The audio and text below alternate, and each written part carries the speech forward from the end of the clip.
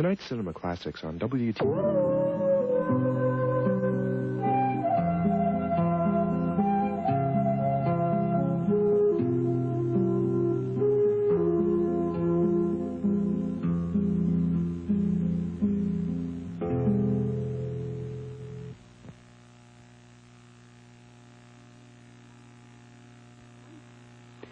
South American Journey was made possible by this and other public television stations.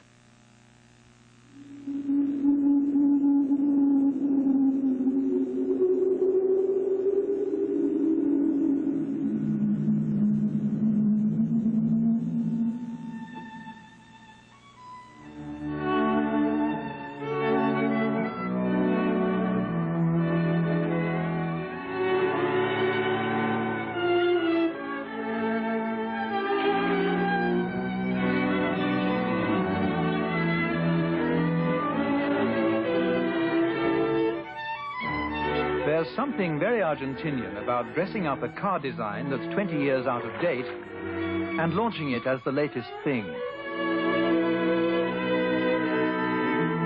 But then they say that in Argentina, masquerading as something you're not is a way of life.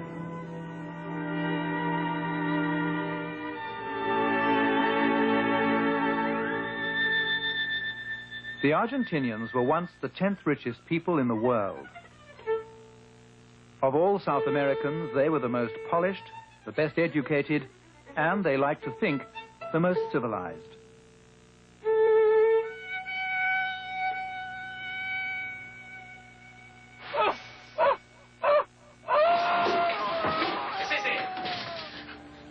But out of a promising past, the Argentinians have produced a vile civil war and a vicious spiral of military takeovers. And life is not much like the slick illusion they project.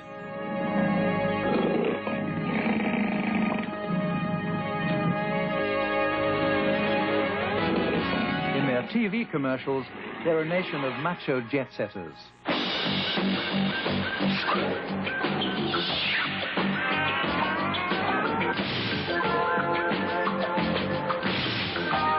But behind the facade is chaos. A nation tearing itself to pieces. A nation with a great future behind it.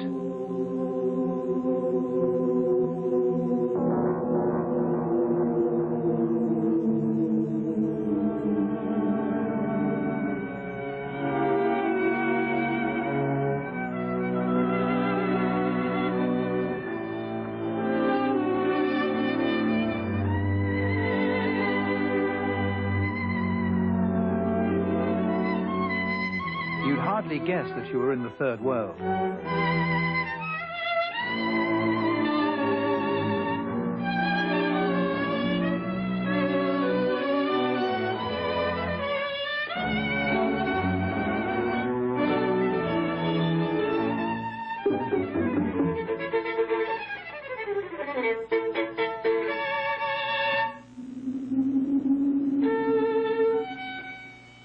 Sunday afternoon in B.A., beautiful Buenos Aires, the unlikely capital of a frustrated nation.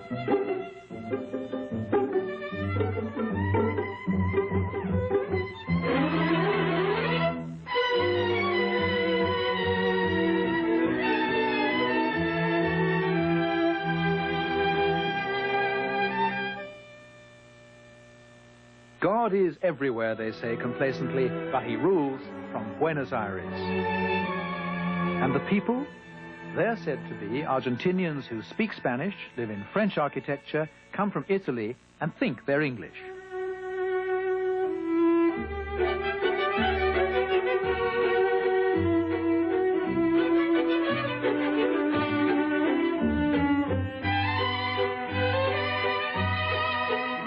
In Argentina, what counts is style.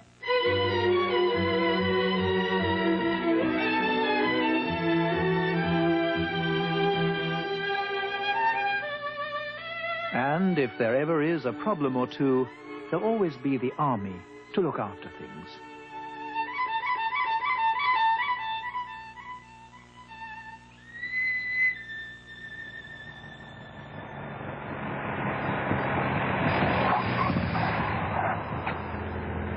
The story of the rise and fall of Argentina begins far away from Buenos Aires, out here on the Pampas.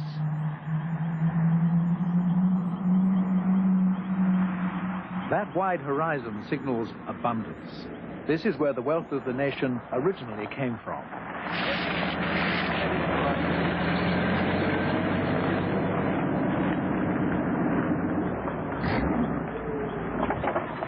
Gabriel, quiero que estemos esta tarde, ¿eh? Vamos, Mari.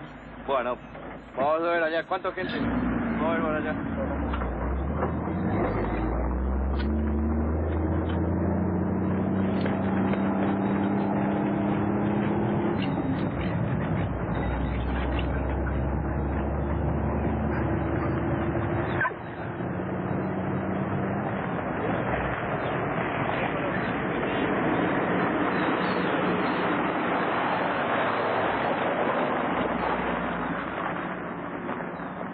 The Argentine dream started on the big estancias. It was a dream conjured by a land that was extraordinarily rich.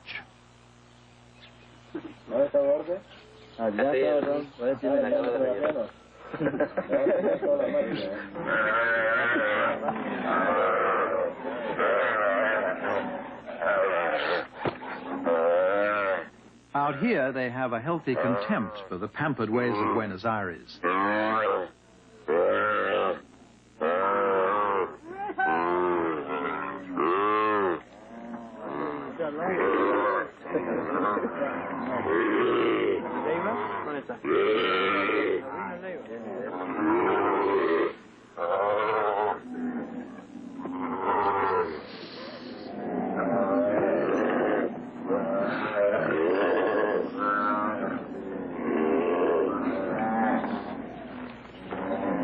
The patron of the estancia is John Adams, a third-generation British Argentinian.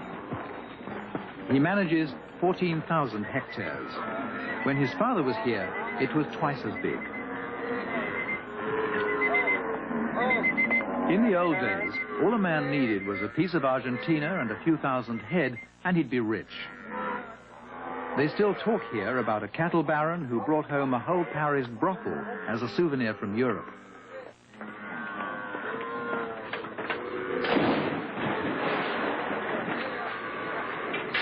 It was ruinously easy to get rich. Argentinians just wallowed in wealth and left the future to look after itself. No one worried about good management. Most of them still don't. What's the beef industry like in Argentina? Is it efficient? The beef industry in the Argentina, it's about, let's say, 90% inefficiency and 10% efficiency. That's in very general terms. Unfortunately, people... 100 years ago, it worked beautifully. They made huge profits, didn't they? That's right. It was just very easy. You had no expenses. Now you got a lot of expenses. The men are getting very well paid nowadays. So it's not easy anymore. Sort of resting on the laurels has been going on, do you think? That's right, yes. The Argentine landowners became complacent and spoiled, but the men who worked the land did not. They became a legend of toughness and self-reliance. In Argentina, real men don't eat quiche. There's red meat for every meal, there's bitter mate tea, and a bombilla to suck it from.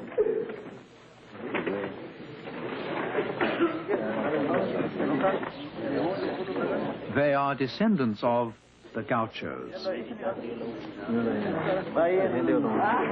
For the Argentinians, the spirit of the nation has been personified in these iron men of the Pampas.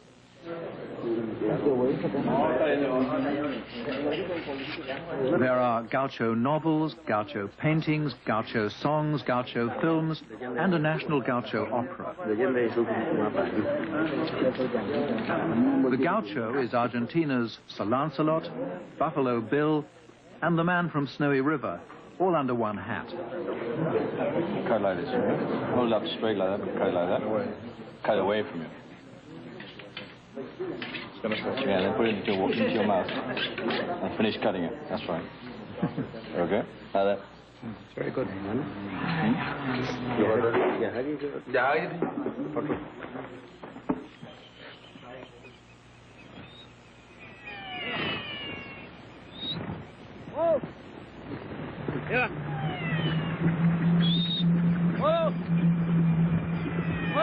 Once, the Pampas belonged to Indians. The gauchos and the army put an end to that. The Indians were exterminated to clear the way for Argentina's destiny.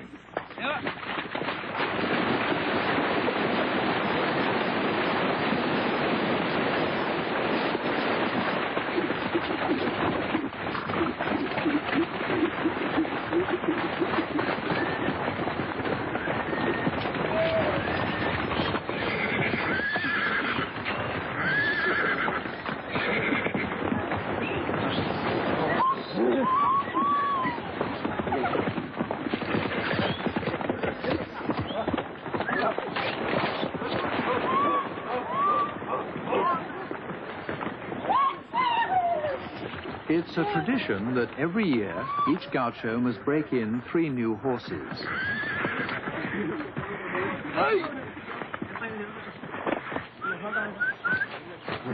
There are gentler ways of taming horses, but the gaucho is not a gentle man. It is a question of something dear to the Argentine heart, macho. He must prove that he is stronger than the horse. And to do that, he'll break its spirit.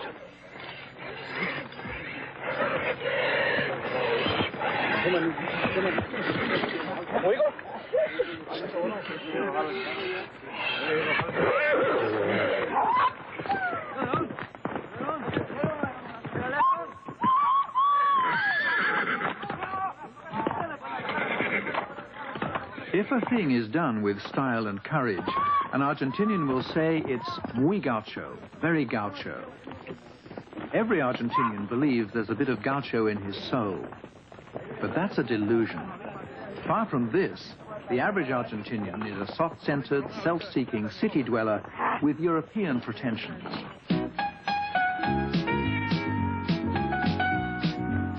Que estás usas, nena? Uso das reduzir. Que estás usas, nena? Uso das reduzir. Que estás usas, nena? Uso das reduzir. Que estás usas, nena? Uso das reduzir. Yes, yes, yes. There's an old story. One Argentinian says to another, "Things are terrible here. Inflation is just dreadful." "Yes," replies the other Argentinian, "but we're not as badly off as the rest of Europe." And that attitude makes other South Americans dislike Argentinians. They see them as big-headed. They tell anti-Argentine stories. To do them credit, the Argentinians tell the stories as well. One of them goes, "What's a good way to make a fortune very quickly?" The answer is very simple. Buy an Argentinian for what he's actually worth and sell him for what he thinks he's worth. If you put it to an Argentinian that self-delusion is the national pastime, he'll smile disarmingly and ask you to lunch. But I'm a little bit worried about my cows. Because, you know, I need 2 cows to buy a pair of shoes. And that's something that makes me so angry. 2 cows will only sell for enough to buy 1 pair of shoes. Yeah, something. The host was a judge who'd helped plan elections after years of army rule. Outside, the new government was struggling not to be thrown out by the military. Every other elected government had been for the last 60 years. Outside, there were rumblings of discontent from right and left. You could almost hear the tanks and the tumbrils coming. But these people seem to be living in a dream of some other Argentina. What do I have to do to discover the secret, to understand Argentina? Well, the secret of this place is very easy. We live here very happy in Argentina. Argentine people are always gay. We dance tangos. And then when you dance tango, you forget everything. You'll have to show me how. Yeah, that's it. We'll dance tango? All right, fine.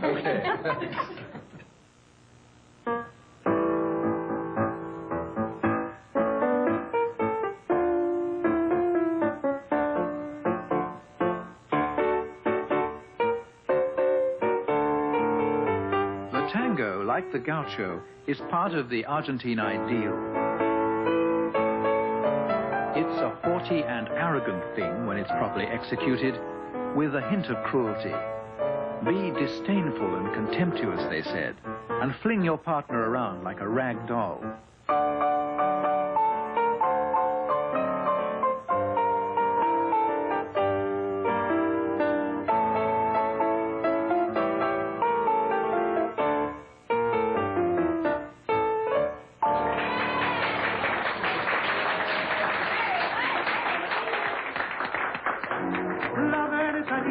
De mi calle de arrabal, donde sonríe una muchachita en flor.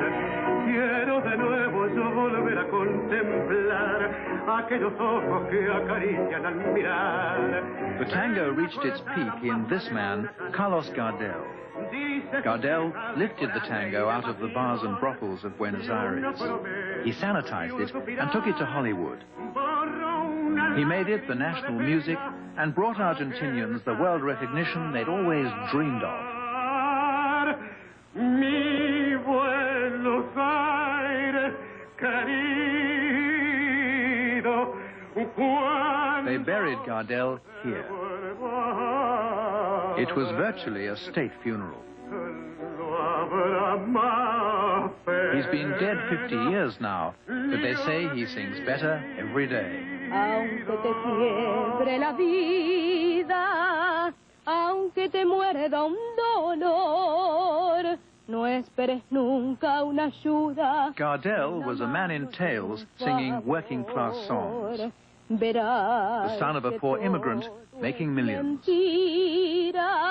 Gardel was the proof of something they'd always known, that style conquers everything.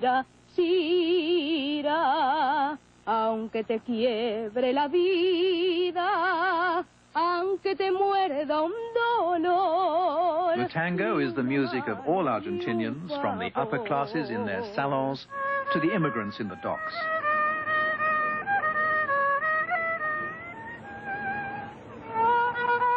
The words of this tango say that everything's screwed up, it's all just going round and round. But 100 years ago, immigrants arriving at the docks were coming to a promised land. Argentina promised them a new life, and they came in millions. By the 1920s, half the people in Buenos Aires had come from abroad. Through the docks came Germans and Yugoslavs, and Spaniards and Belgians, and most of all, Italians. Don Vicente came from the hungry south of Italy when he was 25. In his pocket, an Argentine passport, but in his soul, the memory of Italy. Don Vicente, the immigrant. A man from that time when half the people of Buenos Aires were outsiders.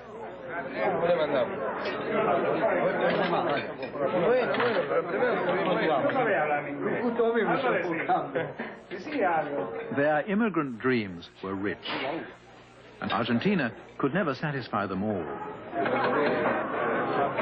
Instead of blossoming and becoming true Argentinians, immigrants kept to themselves. Germans stayed German, Yugoslavs Yugoslav, Italians Italian. ¿Ustedes van a caminar en la procesión? Sí. Aquí no dicen desfile, es procesión.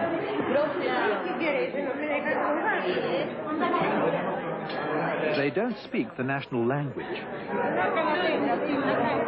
They have a dialect of their own, part Italian, part Spanish, part nostalgic. Dios te salve María, llena eres de gracia, el Señor es contigo. Bendita tú eres entre todas las mujeres y bendito es el fruto de tu vientre Jesús. Santa María, Madre de Dios, ruega por nosotros pecadores, ahora y en la hora de nuestra muerte. Amén. Dios te salve María, llena eres de gracia.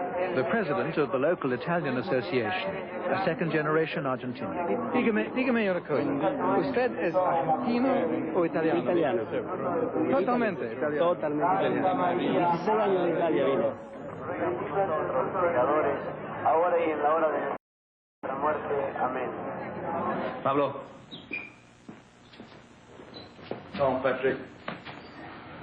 Time to get up, eh? There were British immigrants too. And they remained so uncompromisingly British that they wouldn't even allow their children to learn Spanish. But these days, at St. George's College, Buenos Aires, on the cricket field, they do speak of batteando and bowleando and fieldeando. The British were top-class immigrants. Before they arrived, Argentina was just a cattle pasture. British banking and railways and refrigeration turned it into the richest nation in South America.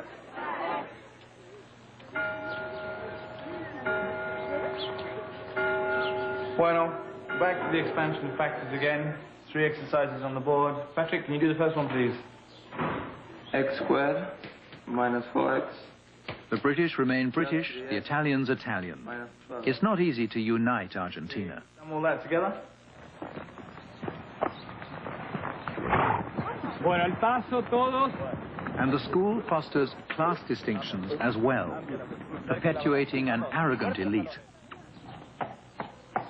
Argentina's ruling class has shown little sense of duty to those it rules.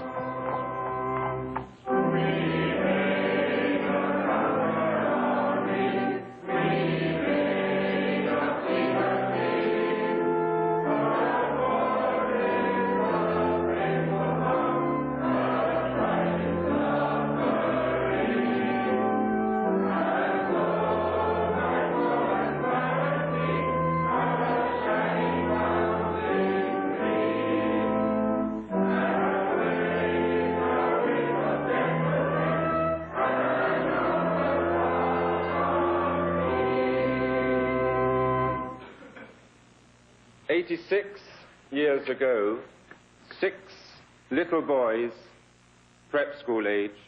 There was one boy who was the son of a Bolivian cocaine baron. He arrived with a year's school fees in his blazer pocket. But generally, they're the children of the South American establishment. And they come because only in stylish Argentina can they get that special St. George's polish. And today, it's the best-known school in the whole of South America. He is an Englishman, for he himself has said it, and it's greatly to his credit that he is an Englishman. For he might have been a Russian, a French or Turk or Prussian, or perhaps Italian.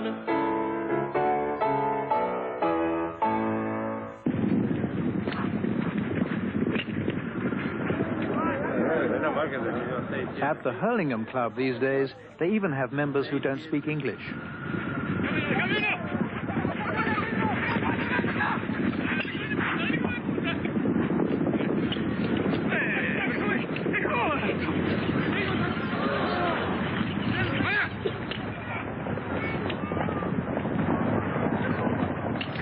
In the 30s, the upper class held Argentina in a ruthless grip. The rich had yielded nothing to the land-hungry immigrants. They remained arrogant and unassailable.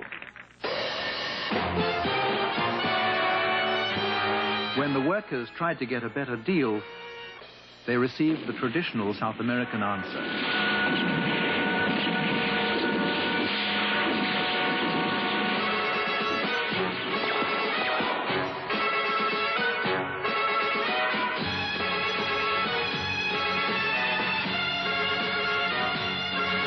Back in the 30s, miners in Patagonia challenged the establishment. They didn't have a chance.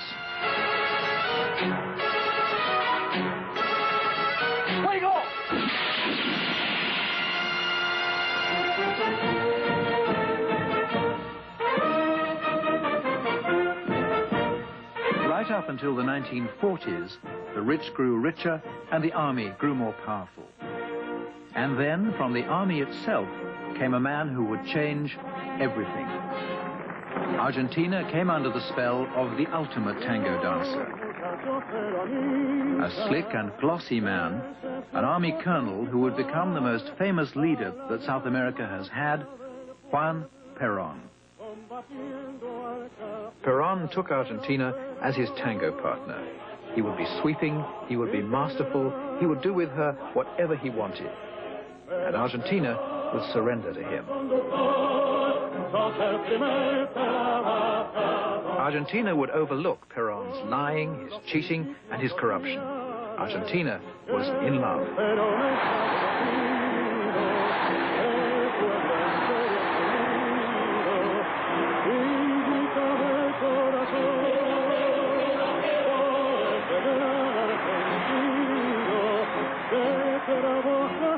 Peron's been dead for more than 10 years now, but many Argentinians are still in love with him. His talent was to make everyone believe that he had what they wanted.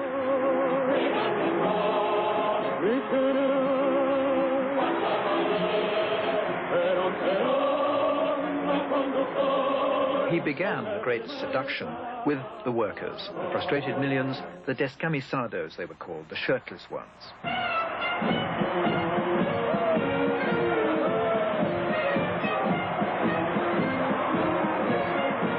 What Peron had realized was that there was a rich vein of frustration to be mined. The workers, all those immigrants who'd poured into Argentina, now outnumbered the country people, but they had no party to represent them. Peron came to power as part of a military junta, and as Minister of Labor, he built new suburbs for the workers, and he fostered the unions. They quadrupled in size under his ministry. At last, the workers had a champion.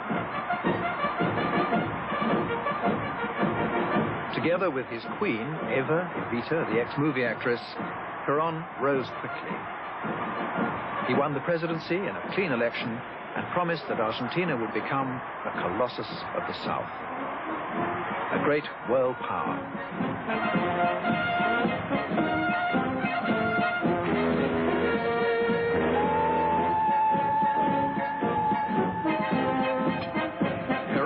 Would industrialize, no more dependence on beef and grain alone. And he would unite the Italian Argentinians, the British Argentinians, the rich and the poor Argentinians into one mighty nation. Together, they would find Argentina's destiny.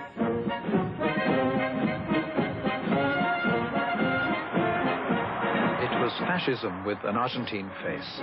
Peron spoke of the fatherland, and many of all classes listened.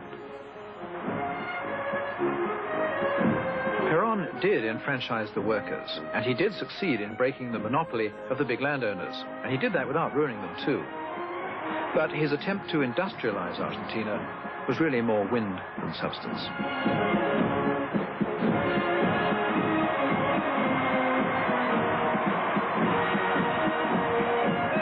What had Peron done for Argentina? Really, he hadn't united it, he'd divided it. He'd created a working class so powerful it was ungovernable, and then, in typical Argentine style, he'd papered over the cracks with charisma.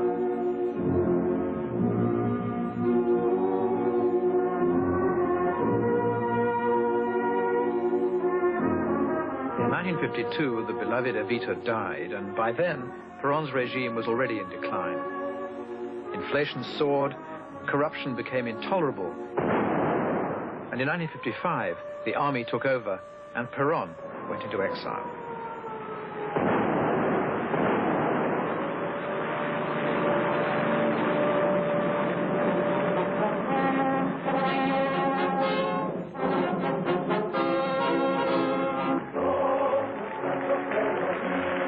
In 1973, Peron did come back. That was one of the political marvels of the 20th century. But he was old and spent, and he died within a year without ever getting a new grip on the country, much of which has never ceased to lament him and to feel at sea without him.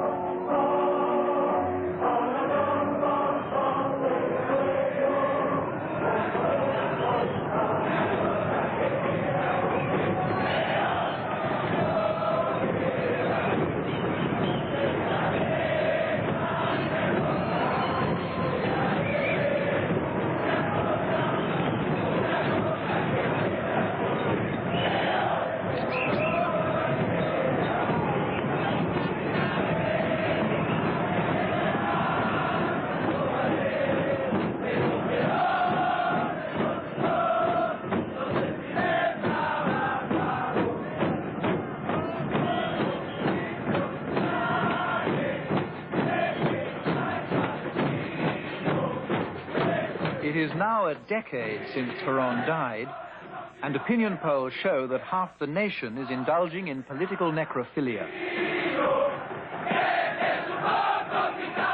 You couldn't call Peronism a rational and reasoned philosophy. No one can really explain what it stands for. It's just a blind faith.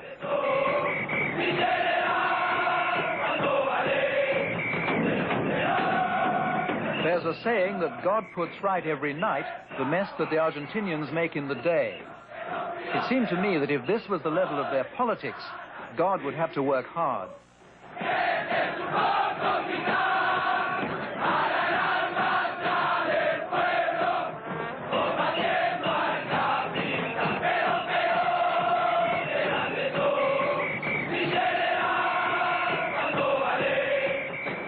It's all going downhill. Yep. Everything. The photographer who'd saved me from Peronism was gloomy about his country's politics. There was an elected government now. 8 stern years of military dictatorship were over. What is it in the... But people seemed bogged down. Why? Maybe 8 years of living like in the kindergarten, you know? School for kids. So they are, you know, they finally, they got a freedom and they don't know what to do with it. Hola, un poco muy corto. Now we have, I mean, a lot of homosexual and all that stuff. I mean, I don't have anything against, but sometimes freedom is coming like a storm. Chao, gracias. Freedom coming like a storm. Homosexuality, pornography. That's the sort of thing you hear about in other countries whenever the generals get kicked out of the Congress House. But in Argentina, you sense that something much deeper, something far more fundamental was wrong. My people devote all their energy and imagination to self-destruction, wrote the Argentinian journalist Jacobo Timmerman when he fled the country after being tortured. And he said, nobody learns from past mistakes. Yes, I think so. We forget everything. We survived during so many years. We forget our dirty war. We forgot Peron time, military government, Malvinas War or Falklands War. I don't know. It's up to you. We forgot. We care about tomorrow. We care about ourselves. Selfishness on a national scale and refusal to learn from their mistakes. Was that the Argentinians? I asked what they thought was their strong point. For the Germans or the Japanese, it might be discipline. For the French, sensuality. For the Indians, resignation. What is it the Argentinians excel at? One of them thought for a minute and then said, failure. We were given such a rich hand to play with, said another. And all we've made of it is 1,000% inflation and crippling debts. And we still pretend we're a rich nation. Buenos días. Buenos días. Quiero 18 Correct. In the time that I'd been in Argentina, they'd knocked 6 noughts off the banknotes. Then they scrapped the peso altogether and brought in something they called the Austral. It made no difference to inflation, of course.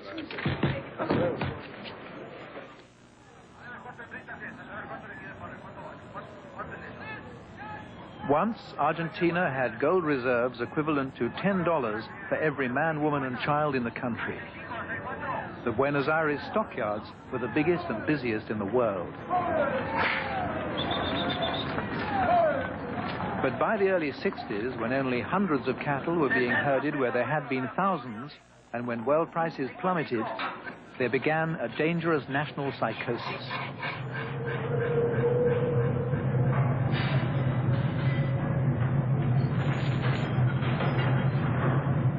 It was with a growing sense of outrage that Argentinians sank into poverty.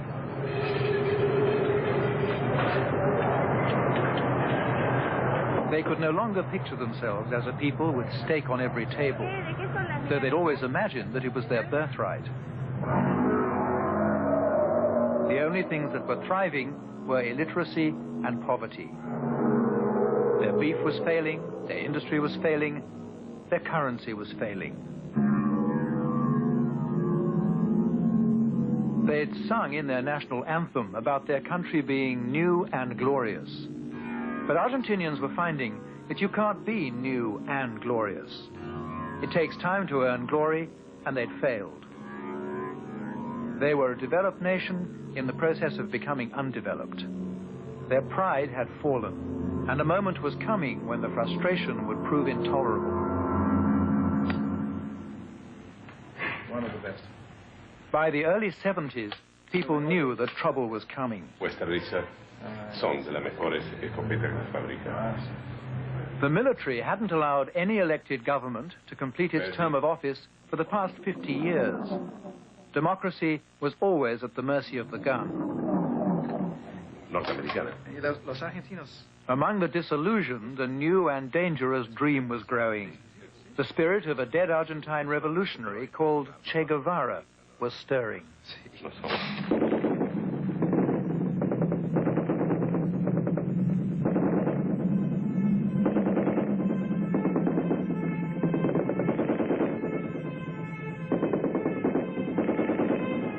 When the frustrated colossus of the South finally exploded, it was in an orgy of self-destruction.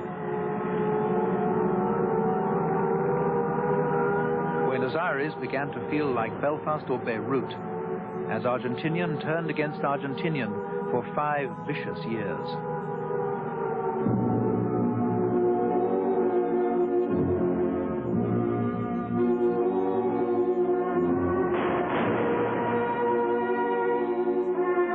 The Argentinians' descent into the Dark Ages began in 1975. Young soldiers would have their throats cut by guerrillas, children would be seized by the army and tortured in front of their parents. By the time it was over, they would have earned for it a name: the Dirty War.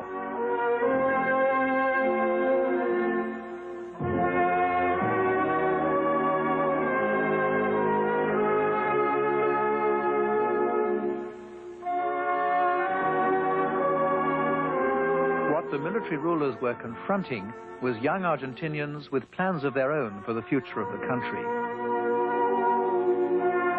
Military funerals became common as young guerrillas struck at men in uniform.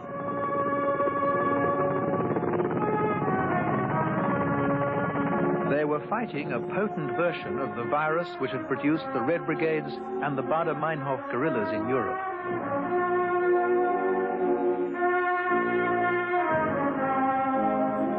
They were looking for revolutionaries who'd actually come very close to making 2 of Argentina's provinces secede altogether.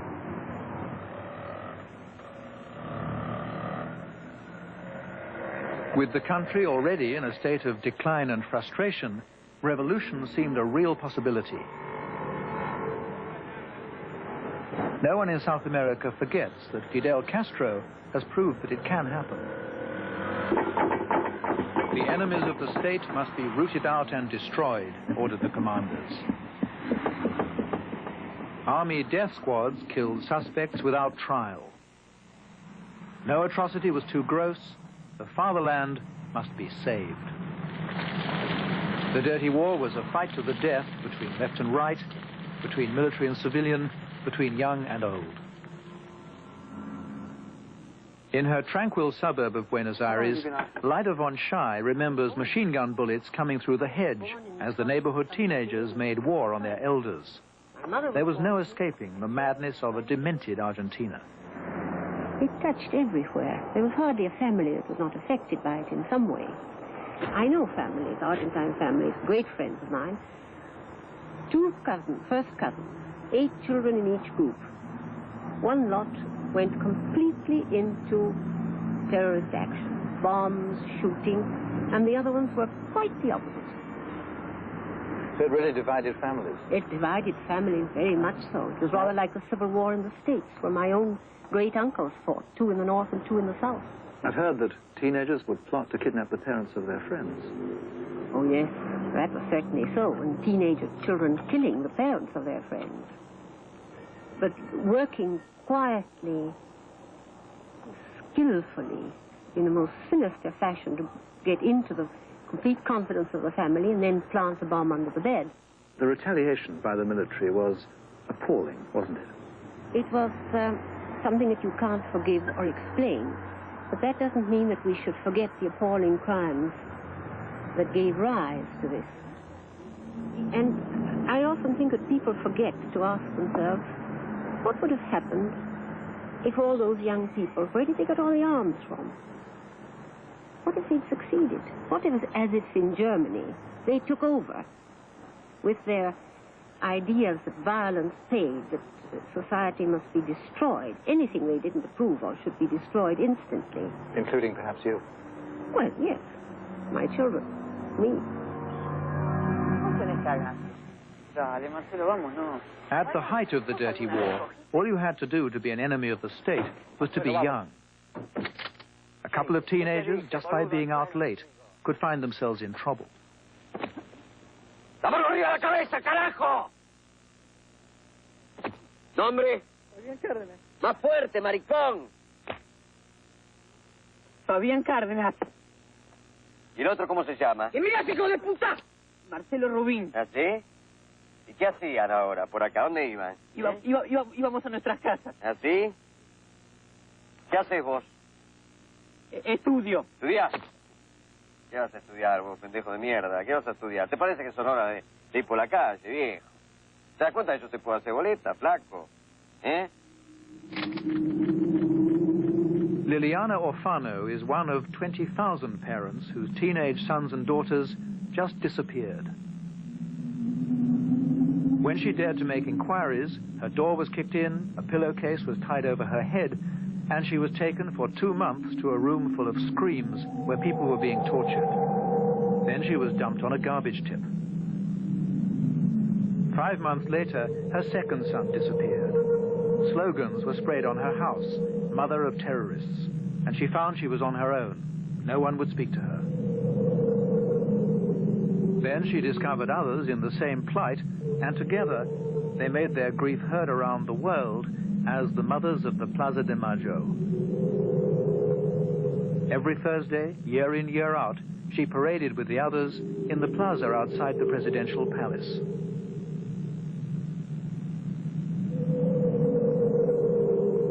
No one quite dared to stop them.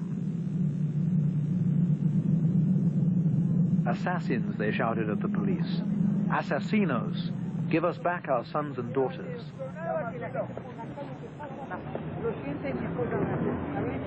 Long after the Dirty War had ended, Liliana Orfano and the mothers of the disappeared were still there in the plaza every Thursday.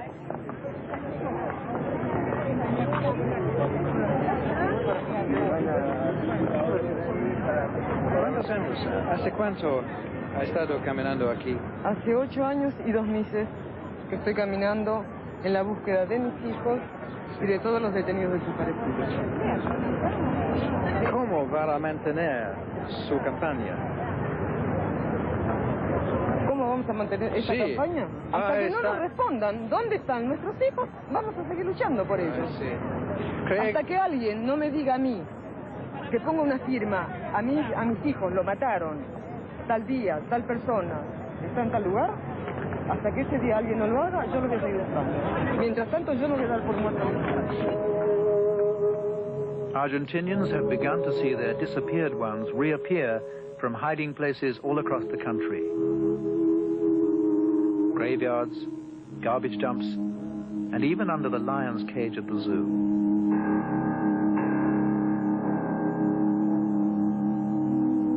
In most cases, no one will ever know which was a terrorist and which was innocent, or even who they were.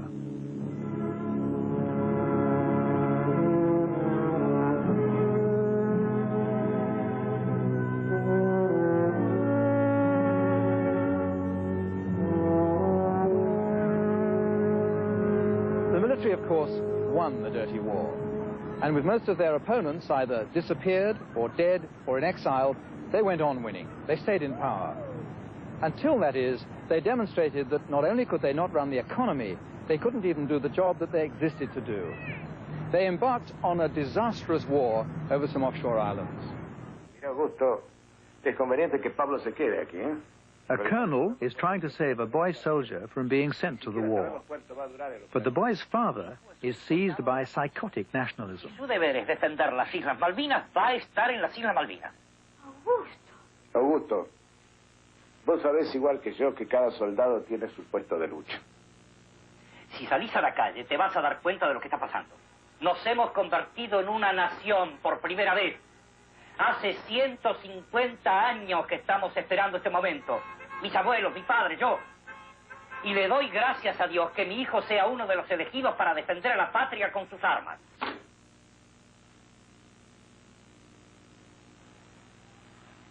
Soldado, preséntese a su compañía.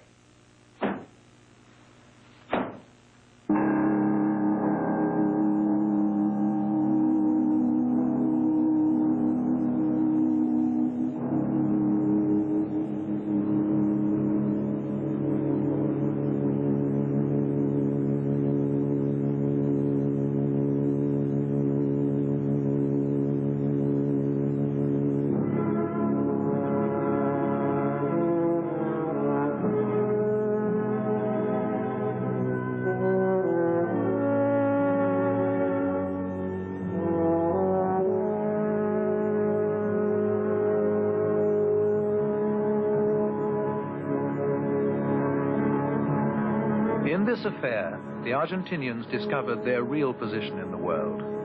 The USA didn't want to know them. Europe had long forgotten them. Mother England was the enemy. The Argentinians were accustomed to ignoring the rest of South America.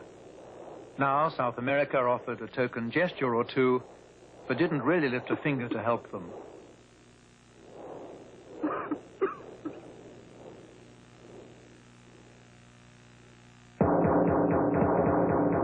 Argentina's officer class had failed, from the battlefield right up to the presidential palace. Ignominiously, the generals stumbled out of power. It was time for free elections. Liberación o dependencia. It was time once again, the Peronists thought, for the Peronists. They would heal Argentina's many wounds.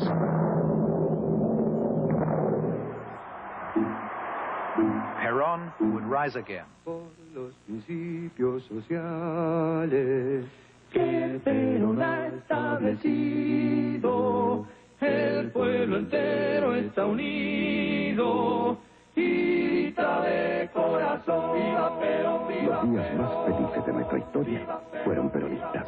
El futuro también. Perón, viva Perón!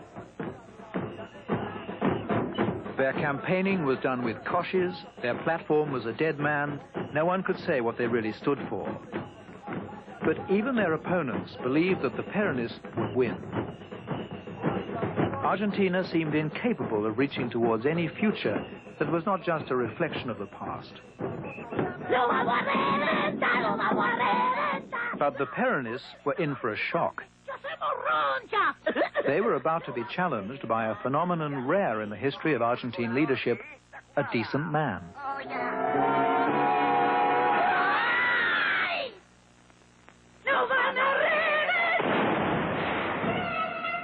Raul Alfonsin, man of the center-left, rallied around him what turned out to have been a silent majority of Argentinians who didn't want to go back to Peronism.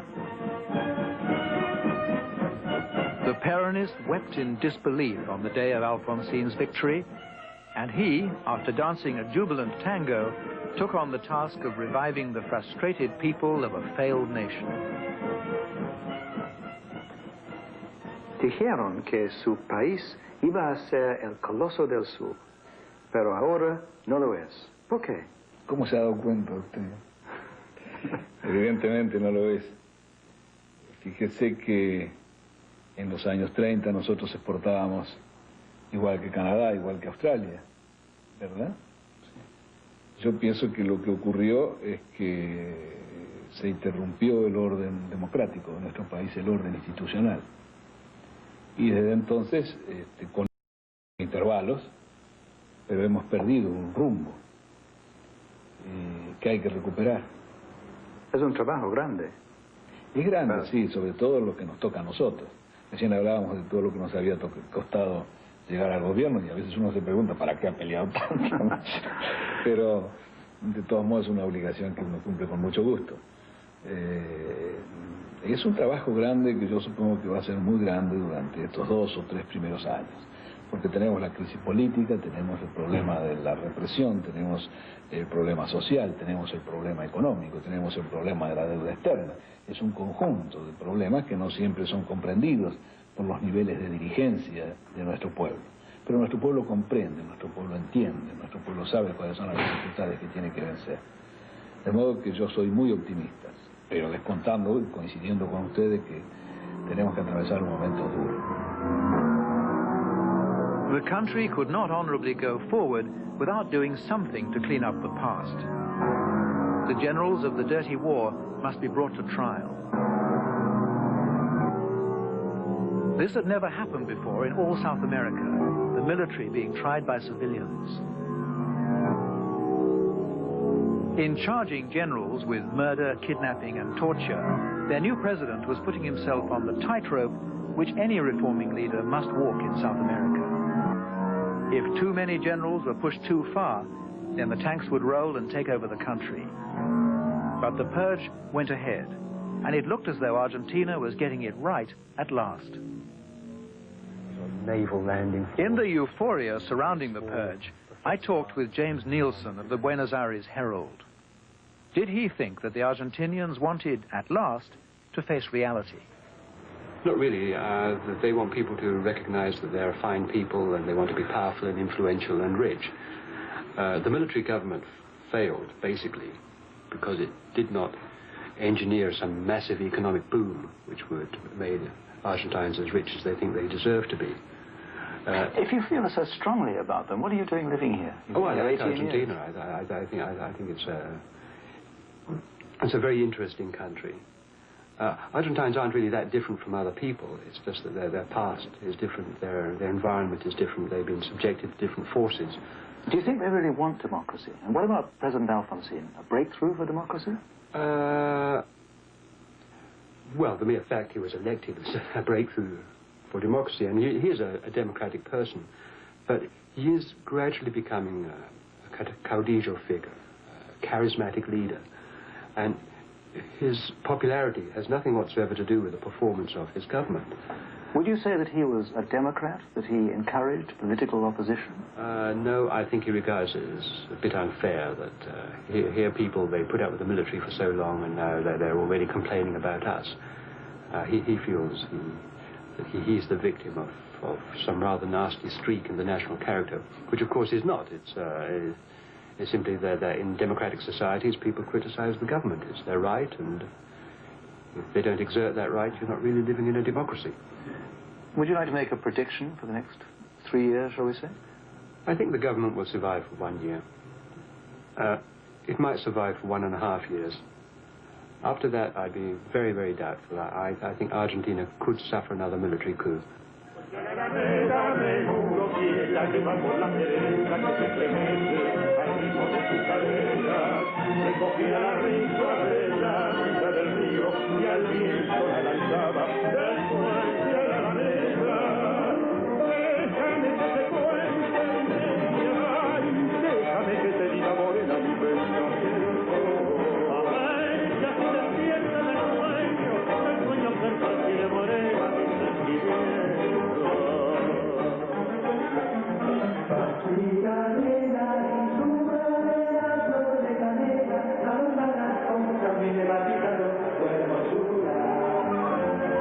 Adorna de nuevo el puente mientras nada la vela, el río acompasará sus pasos por la vereda.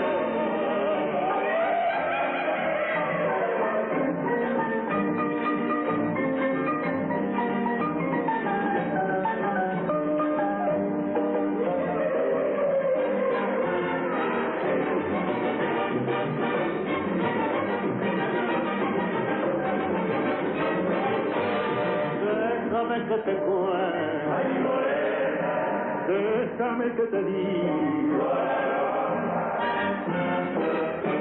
la flor de la canela, ay mi morena.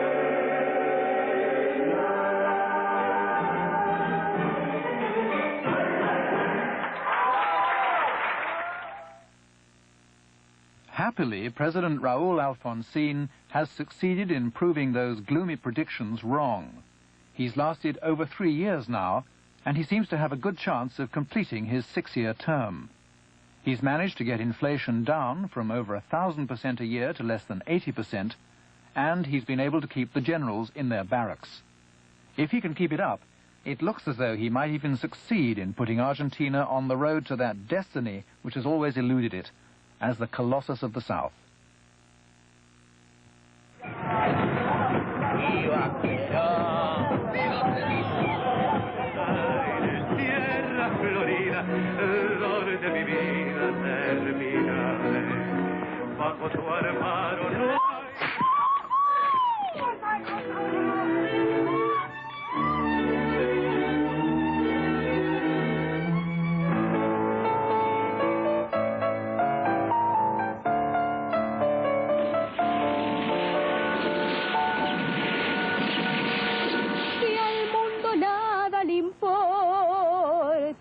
Shira, Shira, aunque te quiebre la vida.